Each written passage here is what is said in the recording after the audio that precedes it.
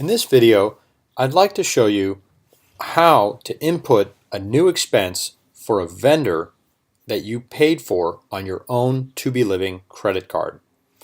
So I've logged into Expensify here and I've clicked Expenses, so I'm in the expense section of Expensify. To create a new expense, I click here on the top right corner where it says New Expense. Manually create. From here, a new window pops up, and I'm able to either fill everything out myself or I can upload a receipt. Because we need receipts for any expense that we input, I'm going to click that and then import the receipt from my computer. In this case, I've recently downloaded the receipt from my email. It's right here. Once I do that, the receipt is now in the system. Expensify will actually try and read the receipt for you and fill out some of this information, but it's just as easy to fill it out yourself. So in this case, I used Mr. Electrician. As you can see, when I scroll the cursor over the receipt, it zooms in and I'm able to get a lot more information. Mr. Electrician was the vendor that I used. The date of the invoice is September 7th.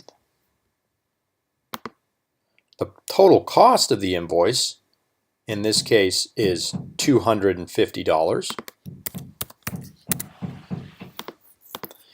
This is a billable expense.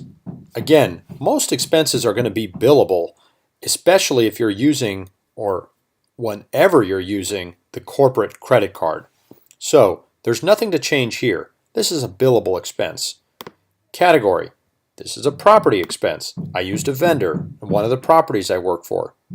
Property name. In this case, it's 949 Natoma Street. The unit is number 5. Finally, the comment section. This is very important. The comment section helps Scott and Juan do their job and apply the costs of this to the correct work order and the correct property. So, in this case, the vendor actually tells me what work order it was, but that's not always possible. Sometimes you need to go into Appfolio to double check which work order you're dealing with. But here I have the information, 7527. Work order 7527.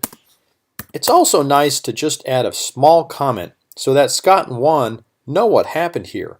In this case, the electrician helped fix a malfunctioning breaker box. And there you go. It's all done.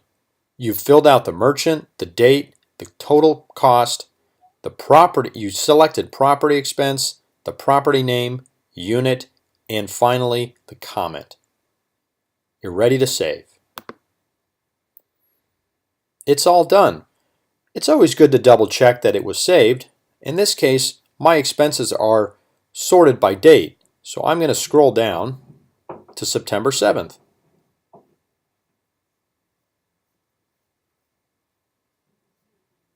And there it is, Mr. Electrician for $250.